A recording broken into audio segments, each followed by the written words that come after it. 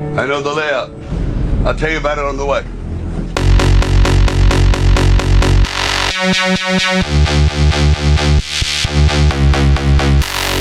Sylvester Stallone est un acteur, scénariste et réalisateur américain qui est passé de la pauvreté la plus totale à une fortune de plusieurs millions de dollars. Comment il a connu un tel succès et ce qu'il le fait maintenant? Vous le découvrez dans notre vidéo.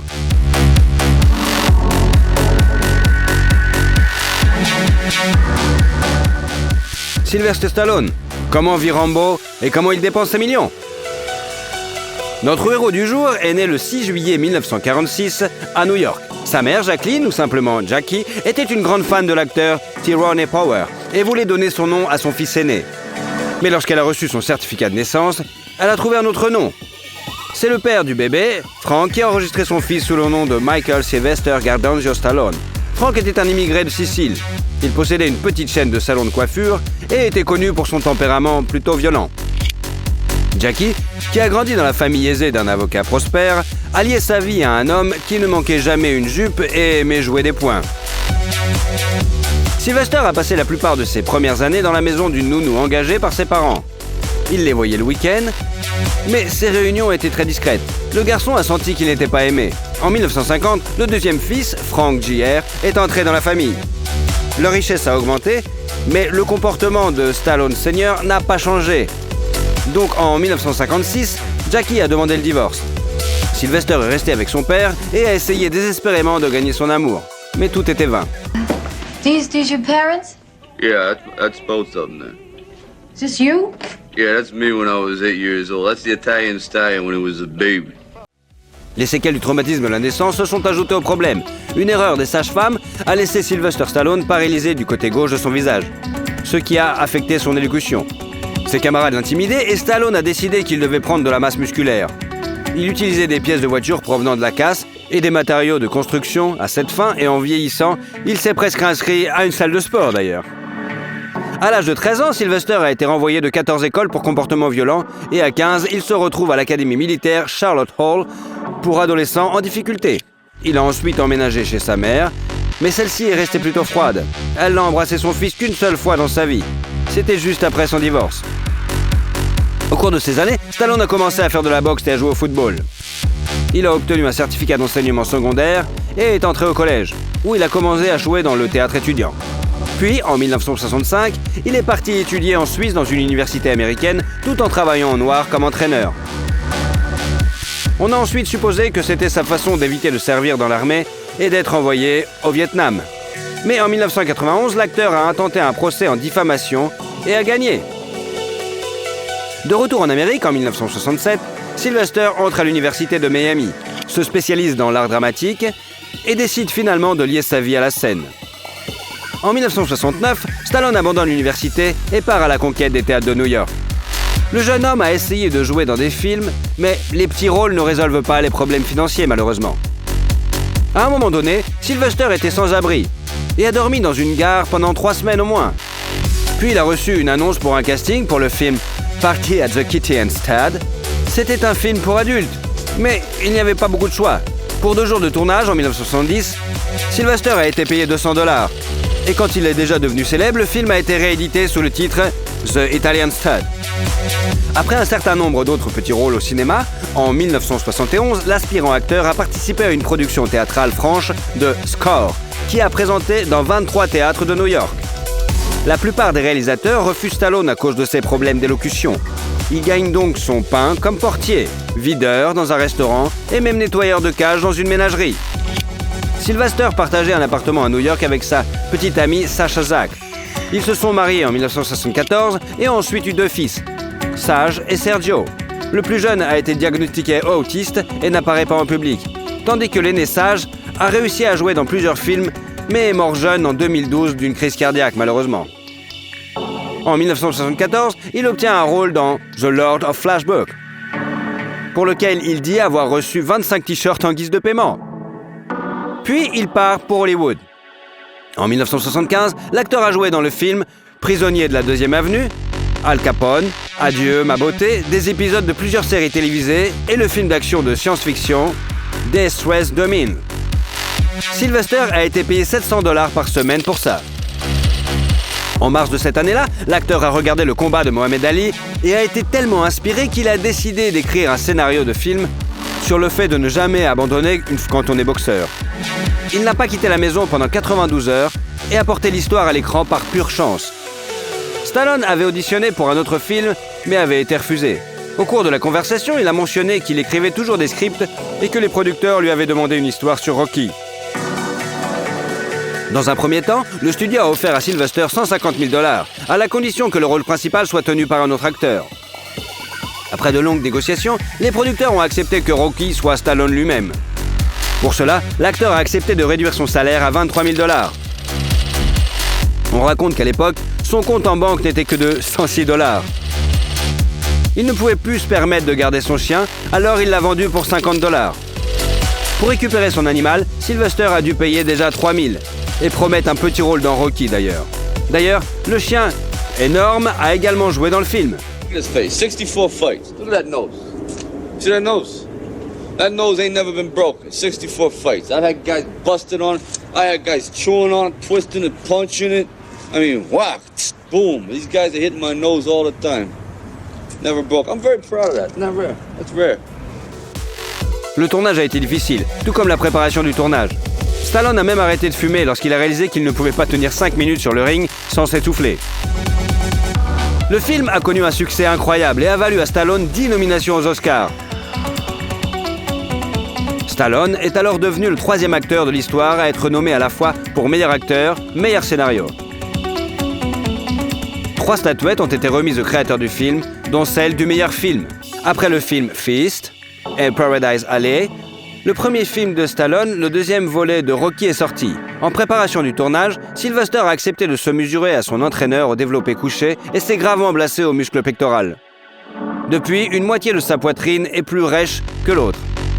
En 1981 sont sortis le film d'action Nighthawks et un drame sportif, Escape to Victory, sur une équipe de football composée de prisonniers de guerre pendant la Seconde Guerre mondiale. Après le tournage, Sylvester a déclaré que jouer au football était plus difficile que de boxer dans Rocky. Par ailleurs, le film suivant sorti en salle était Rocky 3, pour lequel Sylvester a reçu 7 millions de $, suivi de la première du film Rambo, First Blood. Don't push it, I'll give you a war you won't believe. En tant que scénariste, Stallone a participé à la sélection de l'acteur dans le rôle principal, a rejeté plusieurs candidats et a finalement décidé de jouer lui-même. Il a reçu 3,5 millions de $ pour son travail. En 1984, notre héros a reçu une étoile sur le Hollywood Walk of Fame et a essayé de changer de genre en jouant dans la comédie musicale Rhinestone, pour laquelle il a reçu un cachet de 4 millions de $ et l'antiprix bien sûr de Golden Raspberry. Pour ce rôle, il a refusé de travailler dans des films à succès tels que An Affair with a Stone et Beverly Hills Cop, ce qu'il a beaucoup regretté par la suite. Un an plus tard, les critiques ont accueilli froidement la suite de l'histoire de Rambo, même si le président américain Ronald Reagan a félicité Sylvester Stallone d'avoir créé un nouveau symbole de l'armée américaine.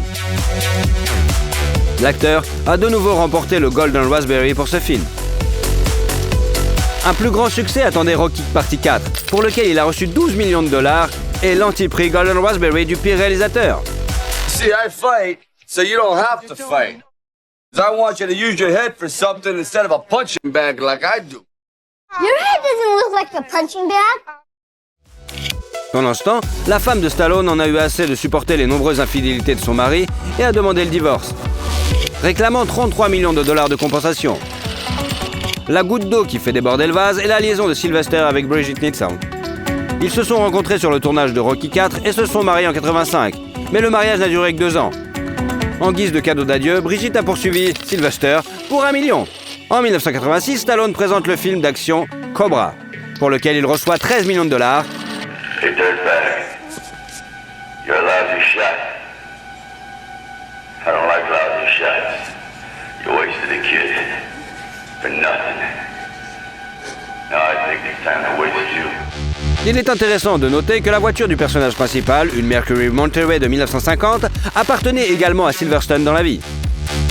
9 ans plus tard, la voiture a été volée dans son garage. Mais en 2009, elle a été retrouvée. Et avec la voiture, 3 millions de $ d'indemnisation. Le projet suivant de Stallone est le film Over the Top, avec un cachet de 13 millions. Et en 1988, sort Rambo 3. L'acteur a reçu 16 millions de dollars et encore un Golden Raspberry pour cette œuvre magnifique. Dans les années suivantes, avec Sylvester, est sorti le film Lock Up, Tango and Cash, Rocky V, Oscar, Demolition Man et Cliffhanger. Et pour chacun d'entre eux, l'acteur a reçu 15 millions de dollars. Sylvester a joué dans Cliffhanger pour surmonter sa peur des hauteurs. You want to do it? Do it. No. You live with it. À la même époque, Stallone joue également le rôle d'un sergent de police dont la mère est impliquée dans une enquête dans la comédie Stop ou ma mère va tirer. Mom, stay out of this, okay? Joe, wave to the crowd. Mom, God damn it! Hey, you don't swear to your mother. Hey, butt out! Hey, my mother, relax. Hey, it's your mother, so you do what she tells you to do. Ce film, pour lequel il a reçu encore un nouveau Raspberry d'or, l'acteur le considère comme le pire de sa carrière. Et il a accepté de se retirer pour contrarier Arnold Schwarzenegger, qui a répandu la rumeur selon laquelle il veut obtenir le rôle lui-même. Bien sûr, Arnie n'a fait qu'une blague à son ami, mais Sylvester ne l'a découvert que bien des années plus tard. À la fin des années 80, Stallone a rencontré le mannequin Jennifer Flavin. Il l'appelait son idéal, altruiste, aimante et tellement patiente. Mais ça n'a pas empêché Sylvester d'aller à gauche à droite. En 1995, l'ardeur de Stallone s'est calmée lorsqu'il s'est mis à genoux et a imploré le pardon de Jennifer. Et depuis lors, on ne l'a pas vu dans l'adultère. Quelques années plus tard, le couple s'est marié et a eu 3 filles. Curieusement, lorsque les journalistes de la publication de The Star ont décidé d'offrir à Silverstone pour son 50e anniversaire un album avec toutes ses femmes, il s'est avéré qu'elles étaient 595. Parmi les maîtresses de l'acteur figurait la chanteuse Cher, qui a ensuite traité l'homme de néandertalien, ainsi que les mannequins Linda Evangelista, Cindy Crawford, Naomi Campbell, Janice Dickinson. Pendant ce temps, la filmographie de l'acteur s'est enrichie de la bande Le Spécialiste, avec un cachet de 12 millions de dollars. Il a reçu 15 millions chacun pour les films d'action Assassin et Judge Dredd et dans Deadlight.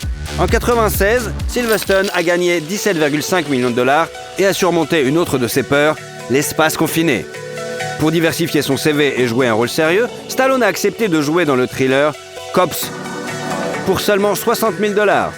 There's got to be a way out of this for everyone. So I say, why don't we all go in tomorrow together? Freddie, I invited men, cops, good men to live in this town. And these men to make a living. Selon lui, il était intéressant de travailler dans ce film. Il s'est amusé vraiment, mais cela n'a pas aidé sa carrière, et sa santé non plus. En prenant du poids pour le rôle, Sylvester a développé une sciatique, des palpitations, des problèmes digestifs et des maux de tête. Suivent la comédie ratée Burn Hollywood Burn, le dessin animé Ants, où l'acteur a doublé l'un de ses rôles, et en 2000, la première du film d'action Get Carter, pour le rôle duquel Sylvester Stallone a reçu 20 millions de dollars. La même année, il a reçu un autre Golden Raspberry en tant que pire acteur du siècle. Le scénario de son projet suivant, The Driver, en 2001, Sylvester l'a écrit lui-même, pour lequel il a reçu 20 millions de dollars. Il est devenu connu comme le film de sport automobile le plus irréaliste jamais réalisé. Puis après les bandes Detox, avec un cachet de 20 millions de dollars, Avenging Angelo, Shade, la comédie Spy Kids 3 Game Over, pour laquelle il a remporté le Golden Raspberry, et la série Las Vegas, Stallone est retourné à ses personnages légendaires dans Rocky Balboa et Rambo. And there isn't one of us that doesn't want to be someplace else. But this is what we do. Who we are. En 2007, il a été pris en flagrant délit de contrebande d'hormones illégales en Australie pour développer sa masse musculaire. L'acteur a plaidé coupable et a finalement payé plus de 11 000 dollars d'amende et de frais de justice. En 2009, Stallone est apparu dans le film de Bollywood, Dame Love, et un an plus tard, il a rassemblé toute sa vieille bande et a présenté au public le film d'action The Expendables. Yeah, should have shot him when I had a chance. Big Barney Ross. Bigger Trent Mouse. What are you doing? Praying for Brooke? Could be. Malgré une nomination au Golden Raspberry pour la réalisation, le film a reçu de bonnes notes et a été rentabilisé 3 fois au box-office. En outre, The Expendable a fait de notre héros le seul homme de l'histoire d'Hollywood à jouer dans des films qui ont été en tête du box-office pendant quand même 5 décennies consécutives. Et durant cette période de film, il a quand même été blessé plusieurs fois, environ 14 fois. Et a eu plusieurs côtes cassées, bien sûr, mais comme d'habitude. On a pu entendre la voix de Sylvester dans le film My Boy in the Zoo en 2011. Et il a été intronisé au Boxing Hall of Fame la même année. Certains fans de ce sport n'étaient pas ravis, car Stallone ne se produisait plus sur le ring, mais jouait seulement dans des films. D'ailleurs, l'acteur de boxe n'est pas seulement associé au rôle de Rocky dans les années 80. Il a été le manager des matchs de boxe et dans les années 2000, il a lancé une émission de télé-réalité intitulée The Contender, dont les participants se disputaient un contrat sur le ring professionnel. En 2012 est arrivée la suite de The Expendable 2, qui est devenue encore plus divertissante et dont Sylvester Stallone a gagné 15 millions de dollars. Et bientôt, sa filmographie a été rejointe par un film au titre similaire, Bullet to the Head, où Sylvester Stallone a reçu 12 millions de dollars pour son travail. S'ensuit un tournage commun avec Schwarzy, le film d'action Escape Plan, pour lequel Sylvester Stallone a reçu 10 millions de dollars. Le film sportif Grudge Match, le film Reach Me et le troisième partie de The Expendable. Pour cela, notre héros a su 15 millions de dollars. En 2015, Stallone a prêté sa voix au dessin animé Ratchet & Clank et a présenté une autre suite de l'histoire de boxeur Creed, The Legacy of Rocky, pour laquelle il a remporté un Golden Globe Award. You're gonna take a beat, you're gonna take this, you're gonna get knocked down, you're gonna get up, and you're gonna see if you got the right thing. But you gotta work hard. I swear to God, if you're not gonna do it, I'm out. 3 ans plus tard, le deuxième volet du film est sorti, et entre les deux, Les Gardiens de la Galaxie partie 2. Et aussi un film d'animation, Animal Crackers. Le portfolio de Stallone s'est rapidement enrichi de films tels que Le Point de Retour, le deuxième et troisième partie du film d'action de science-fiction Escape Plan, et en 2019, le 5e film Rambo au titre révélateur, The Last Blood. I want you to feel my rage, my hate, when I reach into your chest and rip out your heart. Selon les critiques, la fin de l'histoire de ce héros ne s'est pas très bien passée. Mais Sylvester Stallone pense que Rambo peut encore être appelé l'incarnation des jeunes soldats et souhaite que n'importe quel réalisateur fasse un préquel sur son enfance ou sa jeunesse. En 2021, l'artiste joue le rôle de King Shark dans le film d'action super-héroïque Suicide Squad. Basé sur les bandes dessinées du même nom, et en août 2022, il apparaît dans le rôle d'un super-héros vieillissant dans le film Samaritan. Stallone a de grands projets pour l'avenir. Il est récemment revenu à la télévision dans la série policière King of Tulsa. Il apparaît dans Les Gardiens de la Galaxie partie 3 et se prépare à sortir la partie 4 de The Expendable. Il a également l'intention d'étendre la franchise en créant une série et une version féminine du célèbre blockbuster. Il est réellement révélé que Sylvester prépare un reality show impliquant les membres de sa famille. Bien que Stallone apparaisse le plus souvent à l'écran avec une arme à feu, dans la vie, après qu'un de ses amis ait été tué par balle, il demande l'interdiction des armes à feu aux États-Unis. Depuis son enfance, Sylvester aime peindre et dessiner. 2 de ses œuvres lui ont rapporté 90 000 $. Mais ce n'est qu'une petite partie de sa fortune, estimée environ à 400 millions de $. En plus de jouer dans des films, Sylvester a écrit plusieurs livres sur l'entraînement, a essayé de lancer une entreprise de nutrition sportive, a publié un magazine, Silver, avec des conseils de santé et des interviews de célébrités. Cette entreprise n'a pas non plus connu un grand succès, puisque seuls 4 numéros ont été publiés. Les restaurants Planet Hollywood ont connu un autre échec commercial. Stallone était copropriétaire de la chaîne avec Bruce Willis et Arnold Schwarzenegger, mais les établissements ont fait faillite.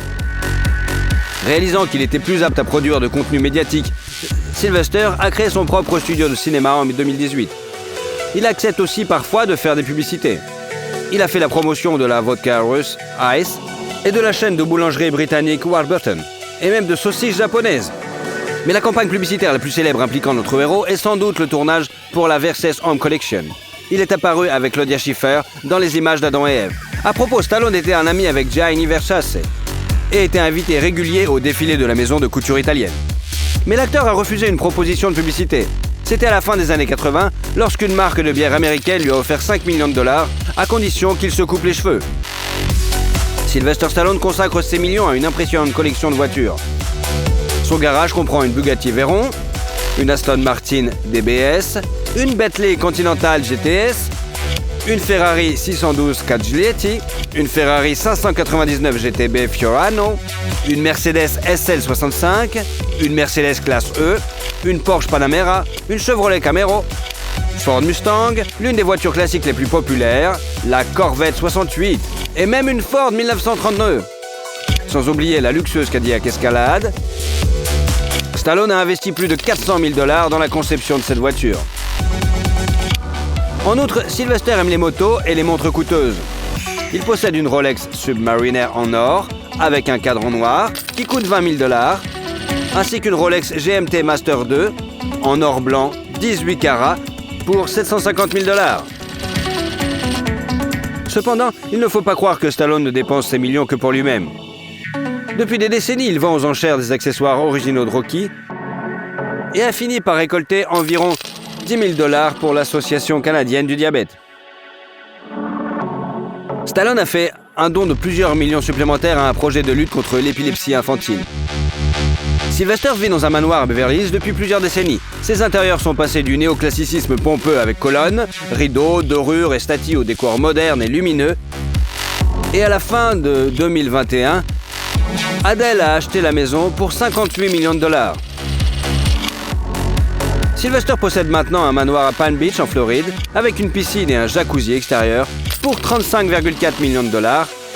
Et un domaine à Hidden Hills, en Californie, acheté en février de cette année pour 18,2 millions $. La maison comprend 5 chambres avec salle de bain, une cuisine avec des comptoirs en granit, une salle à manger et dispose d'une écurie de chevaux sur le terrain.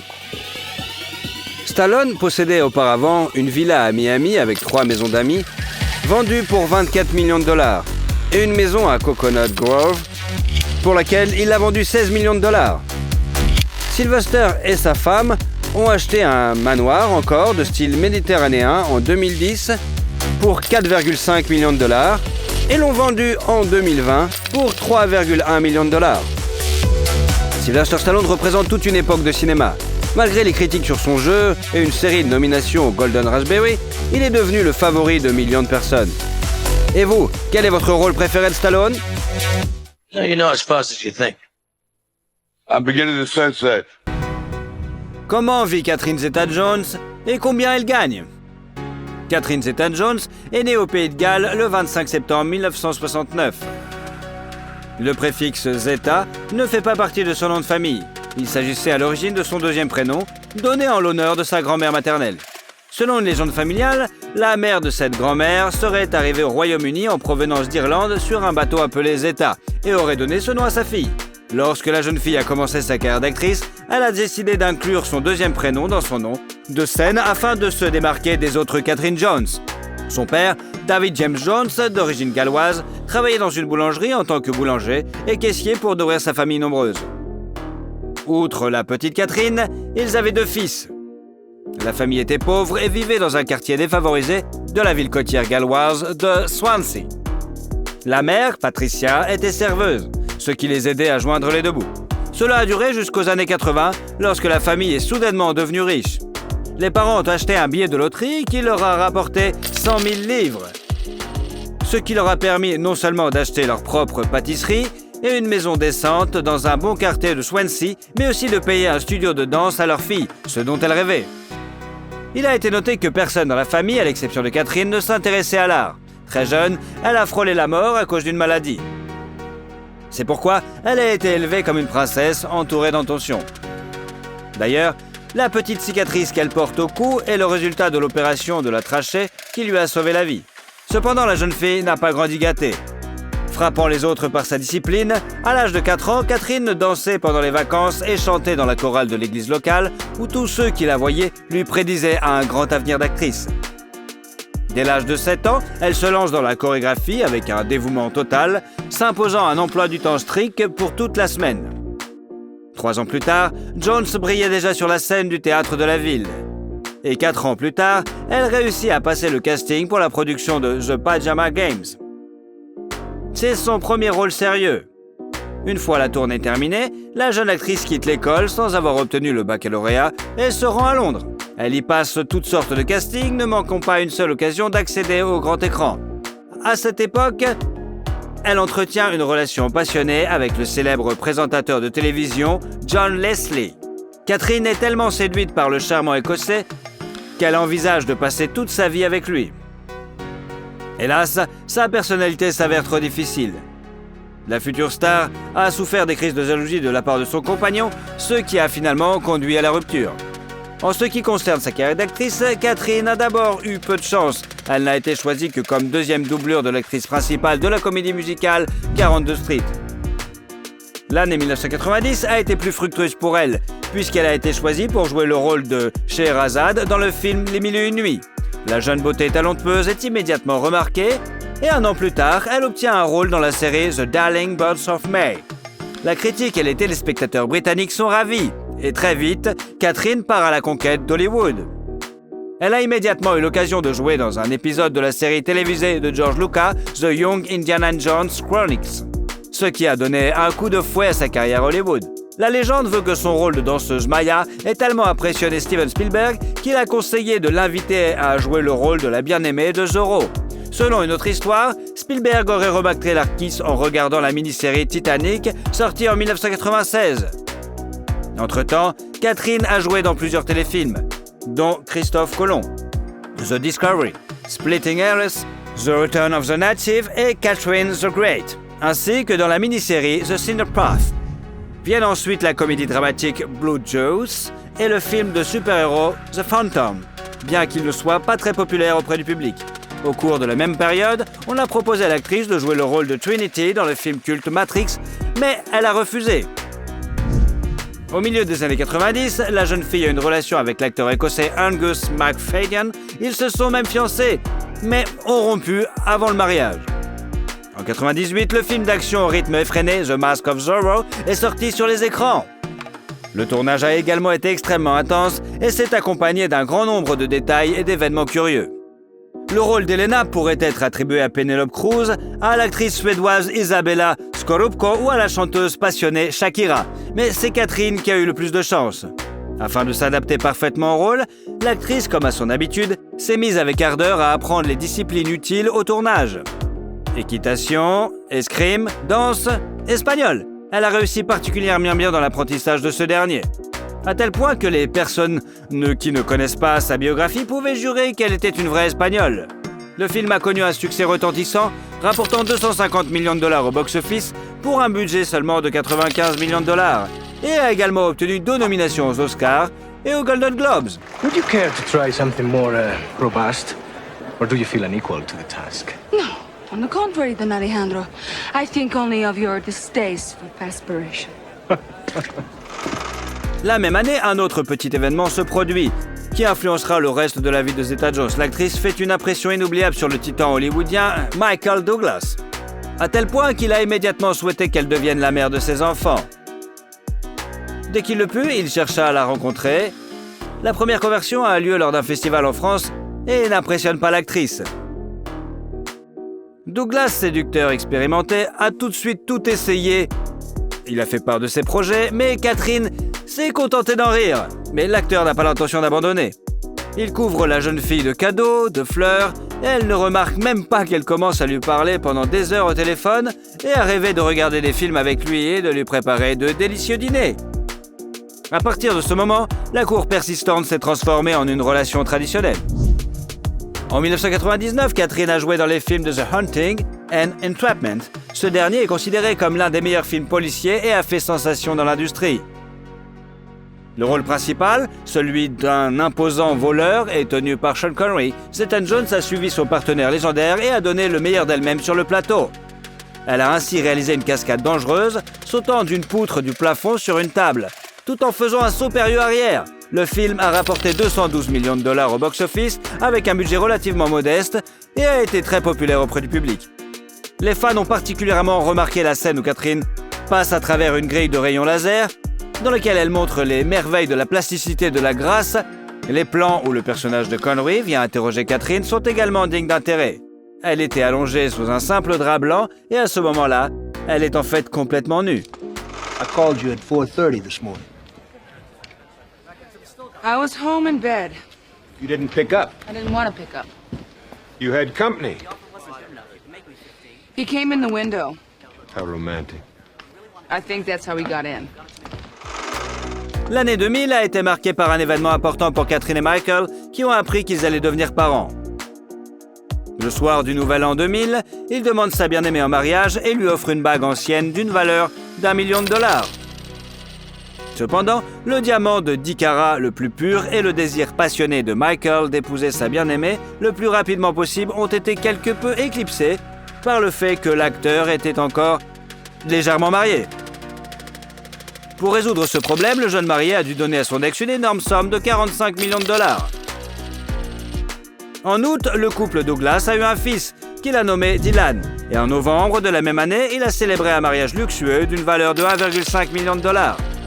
La célébration a eu lieu au célèbre hôtel Plaza de New York et la robe de sa mariée a coûté à elle seule 250 000 dollars. Les invités vedettes, parmi lesquels Tom Hanks, Brad Pitt, Sharon Stone, Steven Spielberg et Jennifer Aniston, se sont amusés et ont félicité les jeunes mariés. Catherine et Michael ont compris qu'il était absurde d'essayer de se cacher de la presse un jour pareil. Ils ont donc vendu les droits de couverture de l'événement au magazine britannique OK. Les journalistes se sont beaucoup intéressés au couple, notamment en raison de leur grande différence d'âge. Fait amusant, le couple est né le même jour avec une différence de 25 années. Peu de gens croyaient que quelque chose pourrait sortir de cette relation, mais comme la vie l'a montré, le mariage des deux stars s'est avéré extrêmement solide, même s'ils ont dû traverser beaucoup d'épreuves. Catherine elle-même appelle les secrets d'un mariage réussi le sens de l'humour et le respect. Le contrat de mariage, sur lequel l'actrice a insisté avant de répondre au « oui » qu'elle chérissait tant, a apparemment joué un rôle important. Selon ces termes, en cas d'infidélité, Michael est tenu de verser à sa femme une somme décente pour chaque année de vie commune. Le montant exact n'est pas connu, mais la fourchette se situe entre 1 et 3 millions de dollars. En 2000, sortent le drame musical High Fidelity et le thriller Traffic, dans lequel l'actrice joue alors qu'elle est enceinte de son fils. Pour ce travail, Catherine a reçu un cachet de 3 millions de dollars et une nomination aux Golden Globes. I'm European. I say that to my doctor. I'm European. I'm allowed to drink red wine. Oh, my doctor said it was fine when I was pregnant. A glass a week, a After couple my a week. amnio, he said, "Okay, now you can go and have a glass of red wine." You're like, I had need it. two. En 2001, Zeta Jones est apparue dans le film America's Sweetheart. À cette époque, les revenus de Catherine augmentent rapidement et s'élèvent à 5 millions de dollars. Mais le véritable triomphe de Catherine a été l'adaptation de la comédie musicale Chicago, jouée à Broadway. Il convient de noter que l'intrigue de la pièce est basée sur des événements réels qui se sont déroulés aux États-Unis au début du XXe siècle. La première tentative d'adaptation cinématographique a été faite par Miramax en 1994, et avant cela, les droits de la production ont été achetés par le réalisateur Bob Fosse. Selon son idée, les rôles principaux devaient être tenus par Liza Minnelli, Goldie Hawn et Frank Sinatra, mais en raison de la mort de Fosse, le projet a été abandonné. Le réalisateur du film, de 2002, Rob Marshall, a envisagé Charlize Theron, Madonna, Angelina Jolie et Britney Spears pour les rôles féminins principaux. Et ce n'est pas tout. En ce qui concerne Zeta Jones, on lui a immédiatement proposé le rôle de Roxy Hart. Mais l'actrice voulait jouer Velma Kelly. Elle aimait tellement la chanson All That Jazz qu'elle était heureuse de sacrifier à la fois le rôle principal et ses magnifiques boucles qu'elle a coupées en un carré impeccable avec une frange parfaitement droite. Elle a fait exprès pour que les longs cheveux tombant sur son visage ne permettent pas au public de douter qu'elle exécute seule toutes les chorégraphies du film. L'actrice a d'ailleurs déclaré que travailler dans une comédie musicale était presque aussi douloureux et excitant à la fois que d'avoir un bébé. No. I danced in the chorus. Oh. Well, that was before I met my husband Amos. Look, honey, you want some advice? Here it is, direct from me to you. Keep your paws off my underwear, okay? Son rôle de Velma Kelly a été apprécié non seulement par les spectateurs ordinaires, mais aussi par les professionnels. Pour ce rôle, l'actrice a reçu un cachet de 8 millions de dollars, une nomination au Golden Globe Award et un Oscar. La belle s'est présentée à la cérémonie dans une magnifique robe noire qui ne cachait pas son ventre arrondi. La cérémonie a eu lieu la veille de son deuxième accouchement. En 2003, le couple a une fille, Caris Zeta. La même année, 2 films mettant en scène Zeta-Jones sont apparus simultanément sur les écrans. Il s'agit du film d'animation Sinbad, Legend of the Seven Seas, dans lequel elle interprète l'un des personnages principaux, et de la comédie romantique intolérable Cruelty. En 2004, elle a participé au film mémorable The Terminal et Ocean 12. The French police think he's better than Lamarck. Well, he is French. Let me give you some advice. Find out how you offended him. Apologize. Beg for mercy. L'année suivante, la suite du film sur le fringant justicier est sortie. Catherine a reçu 10 millions de dollars pour la légende de Zorro. Mais dans l'ensemble, le film n'a pas fait bonne impression. Il a reçu des critiques négatives, bien qu'il ait rapporté 142 millions de dollars au box-office. I cannot believe I fell for it. Husband promises to quit, gullible wife believes him. How could I be so stupid? En 2007, 2 autres films sont sortis. Le film d'amour surnaturel Death Defying Acts et la comédie romantique No Reservation. Il s'agit en fait d'un remake du film allemand Mostly Martha, retravaillé par le réalisateur peu connu Scott Hicks, mais ce n'est hélas pas un chef-d'œuvre. L'actrice a pourtant fait de gros efforts et a même travaillé incognito comme serveuse dans un restaurant italien, où les visiteurs s'émerveillaient de la ressemblance de l'employé avec la célébrité. Nick is an excellent. I know nothing about him. I had no idea what... Give me some credit. He was a sous chef at Il Treviso. Italian? You bring a sous chef from an Italian restaurant, and I'm the one in therapy? Ce film a été suivi d'un autre film obscur, The Rebound, qui a été tourné à New York, Istanbul et Paris. Le travail acharné et l'accouchement ont laissé des traces sur l'actrice, et Catherine a rapidement commencé à présenter des symptômes de troubles affectifs bipolaires.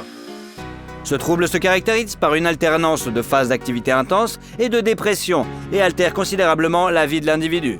Son époux vedette commence à se lasser de cet état de fait, mais voilà que, comme un coup de tonnerre venu d'un ciel dégagé, la nouvelle de sa propre maladie tombe. En 2010, les médecins ont diagnostiqué chez Michael une terrible maladie, un cancer du larynx. Tout cela s'est produit alors que Cameron, le premier fils de Douglas, a été arrêté, accusé de trafic de drogue et condamné à 5 ans de prison. Catherine change alors immédiatement de métier et consacre toute son énergie à aider son époux bien-aimé. Un an plus tard, Michael Douglas a annoncé publiquement qu'il avait vaincu le cancer et qu'il avait repris le chemin des tournages. Catherine plonge elle aussi dans les profondeurs familières du cinéma. En 2 ans, elle réussit à apparaître dans 6 films. Lay the Favorite, Rock of Ages, Playing for Keeps, Broken City, Side Effect and Rent 2. How are things? Yeah, Frank. How are things? Sarah? This is Katja. Yeah. Hi. I need to speak to you. Et c'est à ce moment-là que la maladie de l'actrice réapparaît dans sa vie et celle de Michael avec une vigueur renouvelée. Cette fois, Douglas a perdu son sang-froid. Il a déclaré qu'en raison de la dépression à laquelle sa femme était sujette, il était impossible de vivre avec elle. Après quoi, le couple a annoncé sa séparation et le début de la procédure de divorce. Michael a également laissé entendre que sa femme était dépendante de l'alcool fort en raison de son état. Cependant, 3 mois plus tard, le couple s'est reformé. Comme indiqué, Zeta-Jones a suivi une thérapie intensive et s'est rétablie. Elle a repris sa carrière d'actrice et était parue dans les séries Queen America, Feud and Prodigal Son, ainsi que dans les films Dad's Army and Cocaine Godmother. En 2002, Catherine atteint un nouveau stade de célébrité. Dans la série Netflix Wednesday, qui est devenue un succès mondial, l'actrice a joué le rôle de Morticia Adams, la mère d'une jeune fille inhabituelle et audacieuse. I'm told girls your age say hurtful things. I shouldn't take it to heart. Fortunately, you don't have one. Finally, a kind word for your mother. Les fans et les critiques, qui ont d'abord douté de cette décision de casting, ont finalement convenu que la performance de l'actrice méritait d'être saluée. Le duo entre Catherine et l'acteur portoricain Luis Guzman, qui incarne son mari dans la série, était particulièrement délicieux. Malgré une interruption de travail importante et les problèmes, Catherine est restée en bonne forme. Les téléspectateurs peuvent désormais la voir dans la série de Disney National Treasure, Edge of History. Il convient de noter que les prestations de l'actrice ont toujours été généreusement rémunérées. Aujourd'hui, Catherine Zeta-Jones, qui était autrefois une pauvre fille de la banlieue de Swansea, est devenue une femme très riche. Sa fortune est estimée à 150 millions de dollars. Et il ne s'agit pas seulement des revenus tirés des tournages. On rapporte qu'une seconde de publicité de l'actrice coûte environ 4 000 €. Au fil des ans, elle a joué dans des publicités pour les cosmétiques Elizabeth Arden, le système de paiement Visa et les voitures Alfa Romeo. Un contrat de 2 ans avec l'opérateur de téléphonie mobile T-Mobile a rapporté à l'actrice 20 millions de $. Et en 2019, on l'a vue dans une publicité pour Friendly où elle jouait avec sa fille. Il y a quelques années, Zeta Jones a lancé sa propre ligne de chaussures en collaboration avec la marque Butterfly Twist, connue pour son approche écologique de la production. Outre sa collection de chaussures, Catherine produit du maquillage, des vêtements de sport et des articles ménagers sous sa propre marque Casa Zeta Jones. Au fil des années du mariage, Zeta Jones et Douglas ont accumulé un patrimoine immobilier haut de gamme. Le couple de stars possède un appartement spacieux à New York avec vue sur Central Park qu'il a récemment décidé de vendre. Le prix avait d'abord été fixé à 21,5 millions de $, mais au début de l'année 2022, le couple a décidé de le ramener à 19,5 millions de $. Les acheteurs potentiels disposeront d'un penthouse de luxe avec 4 chambres à coucher, un salon spacieux et un dressing, réalisé dans un style classique. Apparemment, en 2019, la famille allait procéder à une rotation de la propriété. Ils ont vendu à 12 hectares de terrain dans le comté de Westchester, à New York, qu'ils avaient acheté en 2015 pour 11 millions de $. Ils ont réussi à doubler le prix. La même année, ils ont acheté une maison dans le même état d'une valeur de 4,5 millions de $. Toujours en 2019, une villa de style anglais aux Bermudes d'une valeur de 10,6 millions de $, a été mise en vente. Mais la vente n'a finalement pas eu lieu et le lot a été retiré de la vente aux enchères. Catherine et Michael ont passé beaucoup de temps dans cette maison après le mariage, si bien que leurs enfants n'ont pas soupçonné au début qu'ils grandissaient dans une famille de célébrités hollywoodiennes. Le couple possède également une villa blanche comme neige, cachée dans une végétation luxuriante à Majorque, en Espagne, qui a attiré la noblesse européenne du 19e siècle. La maison de 10 chambres est décorée avec beaucoup d'amour. Son design est de bon goût et discrètement luxueux. Une grande partie de la décoration intérieure et du mobilier a été choisie directement par les propriétaires. La propriété est assez grande, totalisant environ 10 000 m². Il y a une salle à manger formelle, plusieurs salons décorés d'antiquités, ce qui passionne Douglas d'ailleurs. Le coût de cette propriété est estimé à 33 millions de $. Mais comme l'ex-femme de Michael reste copropriétaire de la propriété, celle-ci ne peut être vendue. La diva hollywoodienne possède un SUV Lexus noir d'une valeur de 130 000 $ qu'elle conduit dans la vie de tous les jours. Douglas et Zeta Jones ont été aperçus une fois en train de rouler au Pays de Galles dans une Jaguar d'occasion. Il s'est avéré plus tard que le couple était arrivé dans la ville natale de l'actrice pour participer à une compétition de golf. Catherine Zeta-Jones est une femme qui impressionne non seulement par sa beauté, mais aussi par son étonnante détermination. Quoi qu'il arrive, elle n'abandonne pas et regarde en face toutes les circonstances de la vie, les défiant avec audace. Elle n'a pas peur des expériences ni des tâches difficiles. La comédie musicale Cléo sortira bientôt, dans laquelle l'actrice incarnera la fatale reine égyptienne Cléopâtre. Quel film avec cette actrice préférez-vous ? Thank you. I had a wonderful time. Unfortunate that it has to end. Et surtout, si vous aimez la vidéo, mettez un like. Et comme ça, vous suivrez toutes nos autres vidéos. Allez, à bientôt!